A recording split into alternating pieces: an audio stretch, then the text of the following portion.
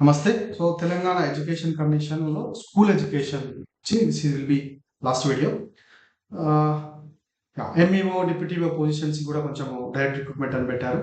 అలాగే head masters direct recruitment అని పెట్టారు. అవి కూడా కొంతవరకు స్వాగతించాల్సినటువంటి విషయాలే.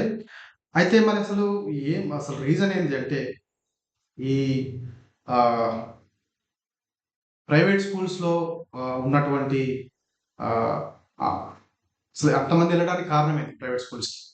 ఏందంటే వాళ్ళ వాళ్ళు వచ్చిన రిజల్ట్‌ని వాళ్ళు అడ్వర్టైజ్‌మెంట్ చేస్తారు. ఫ్లెక్సీలల్లా, పేపర్‌లల్లా కొన్ని కొన్ని అయితే మనకు మీడియా గూడా వాళ్ళ దగ్గర డబ్బులు బాగున్నాయి. పెద్ద పెద్ద కార్పొరేట్ స్కూల్‌లు, కాలేజ్‌లు అయితే డబ్బులు బాగున్నాయి కాబట్టి మీడియాలో గూడా వస్తాయి. టీవీలో గూడా వస్తాయి. సో, దాన్ని చూసి జనాలు అడ్వర్టైజ్‌మెంట్ బాగుంటది వాళ్ళకి. కాబట్టి అటు ఎక్కువగా అట్రాక్ట్ అయితారు పేరెంట్స్. తర్వాత టెస్ట్‌లు ఎప్పటి టెస్ట్‌లు పెడతా ఉంటారు వాళ్ళు. ఈ మధ్య గవర్నమెంట్ స్కూల్‌లో కూడా టెస్ట్‌లు పెడుతున్నారు. బట్ ప్రైవేట్‌లో స్టిల్ అగైన్ ఎప్పటి నుండో ఉన్నటువంటి సాంప్రదాయం ఏంటంటే వాళ్ళు బాగా టెస్ట్ పెడతారు. స్టూడెంట్ ఎటువంటి టైం ఇవ్వకుండా టెస్ట్ పెడతారు. మా స్టూడెంట్ టైం ఇవ్వకుండా ఆటలాడకుండా మంచిదా కాదా అంటే అది that is other matter again మళ్ళీ. పేరెంట్స్‌కు ఈ రోజుల్లో మా పిల్లవాడు ఏ ఆటలు ఆడొద్దు వానికి అన్నిట్లలో అన్ని మార్కులు రావాలి. ప్రతి సబ్జెక్ట్‌లో మార్కులు రావాలి. మంచి టాప్ 1 ర్యాంక్‌లో రావాలని కోరుకుంటున్నారు గానీ, ఆ పిల్లవాడికి ఏమి ఇంట్రెస్ట్ ఉంది అనేది పట్టించుకోవడం లేదు. అది అనదర్ పాయింట్.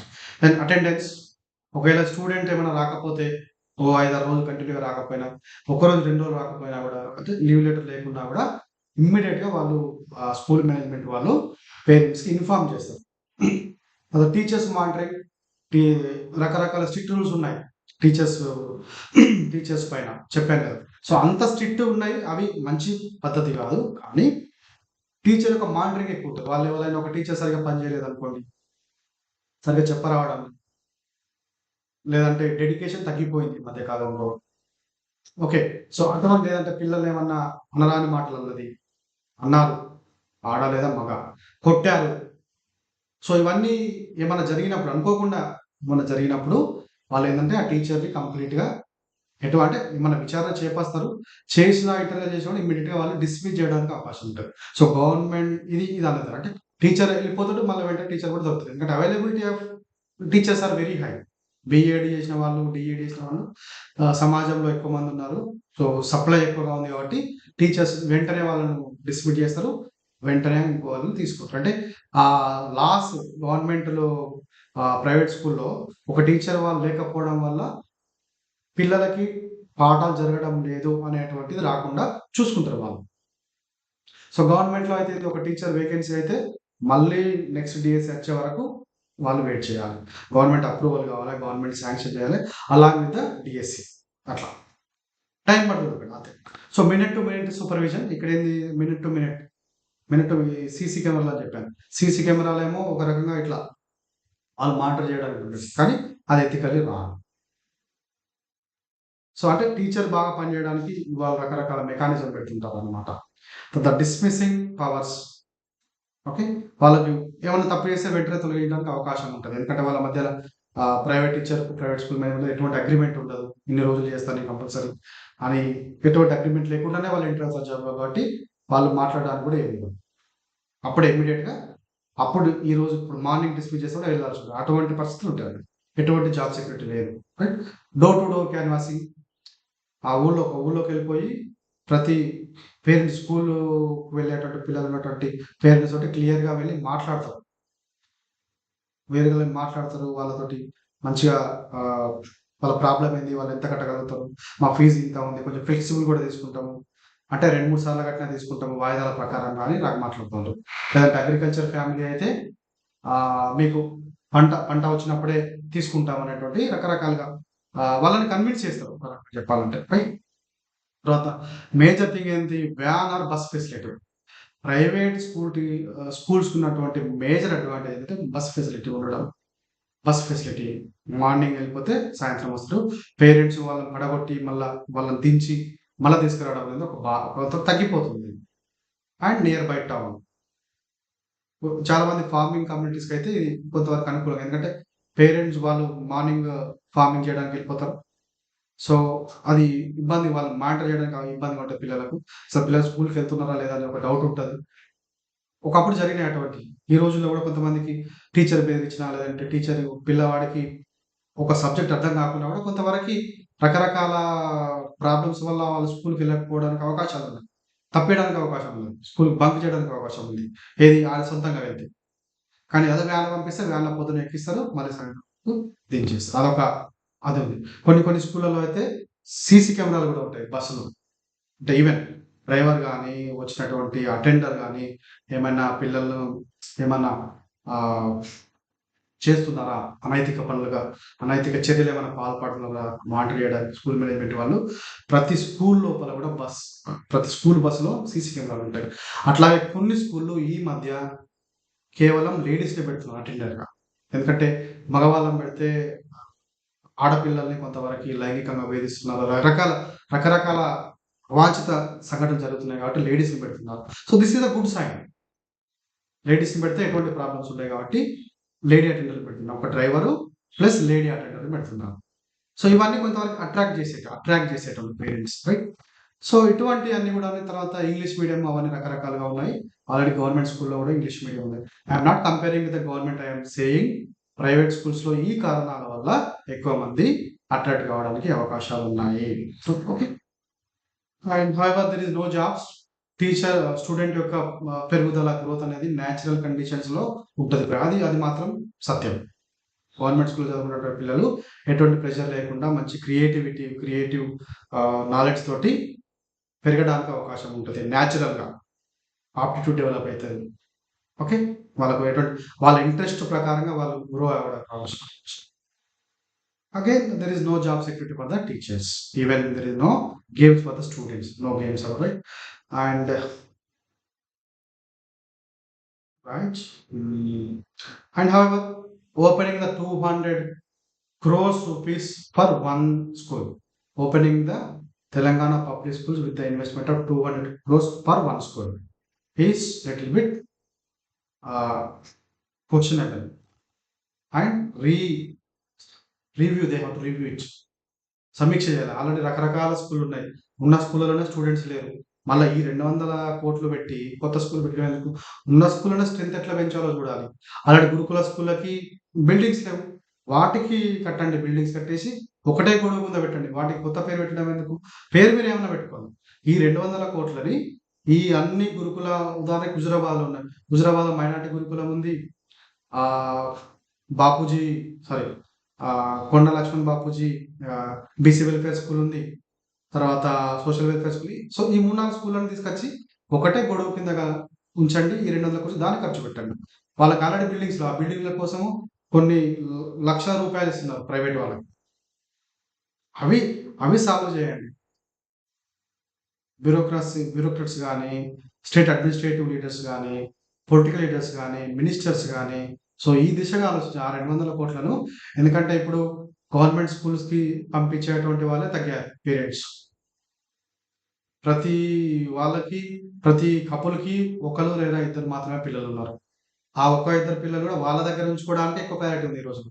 ఎందుకంటే పిల్లలకి social social socio emotional development కూడా తగ్గిపోయింది ఈ రోజుల్లో. Socio emotional psychological feelings. హాస్టల్‌లో ఉండేటువంటి వాళ్ళకి different socio emotional psychological feeling ఉంటుంది. పేరెంట్స్ దగ్గర పెరిగే వాళ్ళకి డిఫరెంట్‌గా ఉంటుంది.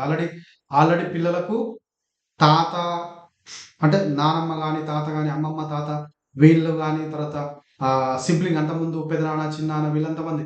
ఇప్పుడు వీళ్ళు న్యూక్లియర్ ఫ్యామిలీ కావడం వల్ల ఈ రిలేషన్స్ తగ్గిపోయాయి. దాంట్లో ఈ ఉన్న ఇద్దరు పిల్లల్ని తీసుకుపోయి హాస్టల్‌లో ఏస్తే వాళ్ళకి ఆ మాత్రం అసలు సంబంధాలు అంటే ఏంటిది? చుట్టరికం అంటే ఏంది? ఫ్రెండ్‌షిప్ అంటే ఏంది? బాంధవ్యం అంటే ఏంది? ఇవన్నీ ఏం తెలవకుండా పోతాయి. కాబట్టి ఆ రకంగా ఆలోచించి ఆ 200,00,00,000 అది ఏదో ఖరాబ్ చేయకుండా కంప్లీట్‌గా ఈ ఉన్న స్కూల్స్‌కి బిల్డింగ్స్ కట్టి ఆ రకంగా మీరన్నటువంటి 6 స్కూల్ ఏదైతే మోడల్ ఉందో, ఆ స్కూల్ మోడల్‌లో వీటన్నిటిని తీసుకొని ఇక్కడే పెట్టేసేయండి అయిపాయే. అదే పిల్లలొస్తారు, అదే స్టాఫ్ వస్తారు. ఈ బిల్డింగ్ కోసం ఈ డబ్బులు ఖర్చు పెట్టండి. అటువంటి ఆలోచనలు చేయండి. అట్లాగే teacher status is diminishing graduate. ఎందుకు అసలు టీచర్ స్టేటస్ ఎందుకు తగ్గుతుందో కూడా ఆలోచించాలి మనందరం. అది గవర్నమెంట్ స్కూల్ కావచ్చు, ప్రైవేట్ స్కూల్ కావచ్చు. కారణం ఇది సినిమాలు. 'హ్యాపీ డేస్' సినిమాలో తీసుకున్నాం. 'హ్యాపీ డేస్' సినిమాలో ఒక లెక్చరర్‌ని మంచిగా లేడీ లెక్చరర్‌ని మంచిగా చూపిస్తారు. అంటే ఆమెను టీచర్‌గా కాకుండా ఒక ఏది అట్రాక్టింగ్ ఫ్యాక్టర్‌గా ఒక ఫిగర్‌గా చూపిస్తారు. అది తప్పు కదా! డైరెక్టర్స్‌ది. ఈవెన్ తర్వాత బన్నీ నటించిన సినిమా ఏదో ఒకటి 'సునీల్' ఒక టీచర్ 'గంగోత్రి' సినిమా అనుకుంటా. 'సునీల్' ఒక టీచర్‌లాగా ప్రవర్తిస్తాడు. ఆ అమ్మాయికి అవన్నీ అన్‌వాంటెడ్ అంటే సమాజంలో జరుగుతున్నాయి కొన్ని. అరాకొర అక్కడక్కడ జరుగుతాయి. దాన్ని చూపించి మీరు సినిమాలో చూపియడం వల్ల, సీరియల్‌లో చూపియడం వల్ల ఏమైతది?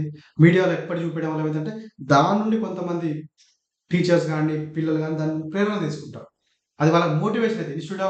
వి should not be think like that అనే దాని బదులుగా they have to think unknowingly they are following that. Okay. తర్వాత పేరెంట్స్ లీనియన్స్ కావచ్చు. కల్చర్ తగ్గిపోయింది. కల్చర్ అంటే పేరెంట్స్ టీచర్స్ దేవుడు అనేటువంటి భావన తగ్గిపోయింది. ఎందుకంటే ఇది 21st century. There is no problem. ఒకప్పుడు మాతృదేవో భవ, పితృదేవో భవ, ఆచార్య దేవో భవ అనేది. వాళ్ళిప్పుడు పిల్లలు మాతృదేవో భవ, పితృదేవో భవ అని అనట్లేదు. మా ఆచార్యుని దాకా ఎక్కడొస్తది. So, it is right. అంటే కాలం మారిపోయింది. కాబట్టి టీచర్ కూడా మారిపోయాడు. మారిపోవాలి. పేరెంట్స్ లీనియన్స్ టీచర్ ఏమో చేశాడు అనంగానే పేరెంట్స్ వచ్చి కొట్టడము, అవి కూడా పెరిగిపోయింది. ఈ మధ్య ఏపీలో ఒక ల్యాబ్ అసిస్టెంట్‌ని కొట్టడం చూసాము స్టూడెంట్. సో, అటువంటప్పుడు పేరెంట్స్ పిల్లవాడిని గట్టిగా మందలిస్తే ఇంకోళ్ళు చేయరన్నమాట. అట్లా కాకుండా ఎందుకు కొట్టావు? మా పిల్లాడిని నువ్వు ఎందుకు కొట్టావు నువ్వు? నీకెవరిచ్చారు హక్కు? అని మాట్లాడితే అంటే ఏదన్నా జెన్యూన్ కారణం ఉన్నప్పుడు చిన్నగా దెబ్బేస్తారు పేరెంట్స్ లాగా. ఎందుకంటే టీచర్స్ అంతా కూడా second parents of the children. వాళ్ళందరూ మనకు పిల్లలే. సో, మీరు ఎప్పుడైతే బెదిరించడం స్టార్ట్ చేశారో, స్కూల్ మేనేజ్‌మెంట్ వాళ్ళు ఎప్పుడైతే మీరు మీరు అంటే ఎవరిని ఏమనకండి అని చెప్పారో, మీడియా వాళ్ళు ఎప్పుడైతే హైలైట్ చేయడం మొదలుపెట్టారో టీచర్స్ కూడా కామన్‌గా ఉండిపోయారు. వాళ్ళు కూడా మాకొచ్చిందేంది మేమెందుకు సమస్యలో చిక్కుకోవాలని చెప్పి వాళ్ళు సప్లైగా ఊరుకున్నారు. ఎందుకంటే వాళ్ళ జాబ్ వచ్చే 5,000, 10,000, 20,000, 30,000 దా జాబ్‌లు ఆ అమౌంట్ పోతది వాళ్ళకి. వాళ్ళు ఈ అన్నెసెసరీ కొట్టడం వల్ల గాని, తిట్టడం వల్ల గాని, మందలించడం వల్ల గాని. వాటితో పాటు ఇంకా కేసులు ఉండనే ఉన్నాయి. రకరకాల కేసులు. ఓకే. మానవ హక్కుల కమిషన్ గాని, తర్వాత చైల్డ్ రైట్స్ కమిషన్ గాని, పోలీస్ కేసులు ఇవన్నీ ఉంటాయి. ఇవన్నీ కాంప్లికేటెడ్ ఇష్యూ అందుకని teacher are becoming silence. They are becoming silence. సమాజంలో ఏం జరుగుతుందో సింపుల్‌గా చూస్తూ ఉంటారు అంతే. ఎందుకంటే టీచర్స్‌కి ఏం రైట్స్ గాని, పవర్స్ గాని లేవు. Teachers are become powerless.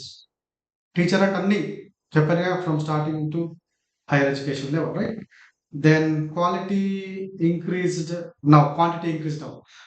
Student యొక్క నంబర్ పెరిగిపోయింది. ఒకప్పుడు ప్రతి ఊళ్ళో ఒకలో ఇద్దరో ఉండేటోళ్ళు. అసలు కొన్ని ఊళ్ళో కొన్ని ఊళ్ళో టీచర్స్ ఉండేటోళ్ళు. ఇప్పుడు ప్రతి స్కూల్‌లో 10 మంది, 5 మంది. సో, కాబట్టి common they are also part of the government employees or private employee. తర్వాత లిమిటెడ్ రోల్స్ నువ్వు ఇది చేయకు, అది చేయకు, ఈ పని చేయి, ఆ పని చేయి. Child rights, media, corporal punishment తగ్గియడం అని చెప్పడం right. From teacher centre to the student. ప్రతి విషయం కూడా ఒకప్పుడు టీచర్ సెంటర్ ఉండే. ఇప్పుడు స్టూడెంట్ సెంటర్ చేసుకొని పాఠం చెప్పడం వల్ల ఇవన్నీ అంటే ఆ స్టూడెంటే మనకు మెయిన్ స్టేక్ హోల్డర్ కాబట్టి స్టూడెంట్‌కి ఎటువంటి ఇబ్బంది కలగకుండా ఆయన లేదా ఆమె ఆ చిన్న పిల్లల యొక్క మనస్తత్వాన్ని అర్థం చేసుకొని వారిని మోటివేట్ చేస్తూ సైకలాజికల్‌గా, ఫిజికల్‌గా, మెంటల్‌గా ఎటువంటి ఆహ్, స్ట్రెస్ గురి చేయకుండా, ఎటువంటి దెబ్బలు కొట్టకుండా, ఎటువంటి మానసికంగా ఆహ్, మానసికంగా ఏమంటాము? ఆహ్, మానసికంగా బాధలకు లోను చేయకుండా చదువు చెప్పడము టీచర్ యొక్క బాధ్యత.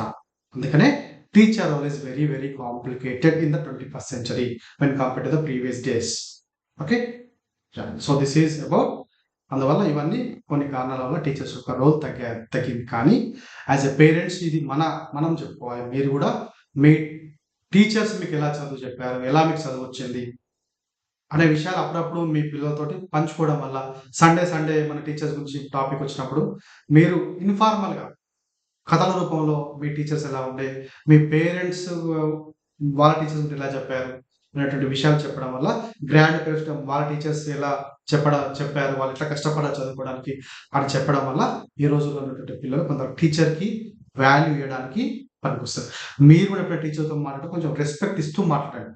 మీరు టీచర్ అయినప్పటికీ మీ పిల్లలకు చదువు చెప్పే టీచర్స్‌తో మాట్లాడి కొంచెం రెస్పెక్ట్ ఇచ్చి మాట్లాడితే సార్ అని, మేడం అని మాట్లాడితే పిల్లలు దాన్ని ఫాలో అవుతారు. పిల్లలు ఎప్పుడు కూడా వినరు. మనం చేసేటువంటి పనులను ఫాలో అయితారు. ఆ ప్రిన్సిపల్‌ని మీరు గుర్తుపెట్టుకోండి.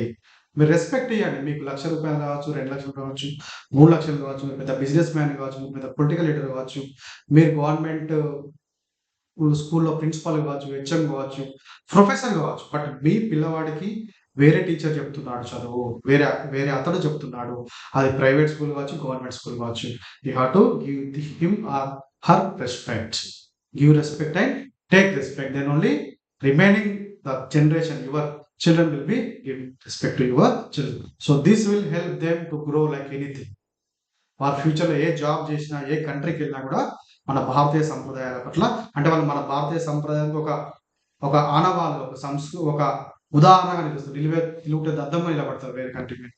అంటే ఇండియన్ కల్చర్ ఇంత బాగుంటుందా అనేటువంటిదా ఒక లివింగ్ ఎగ్జాంపుల్గా ఉంటారు.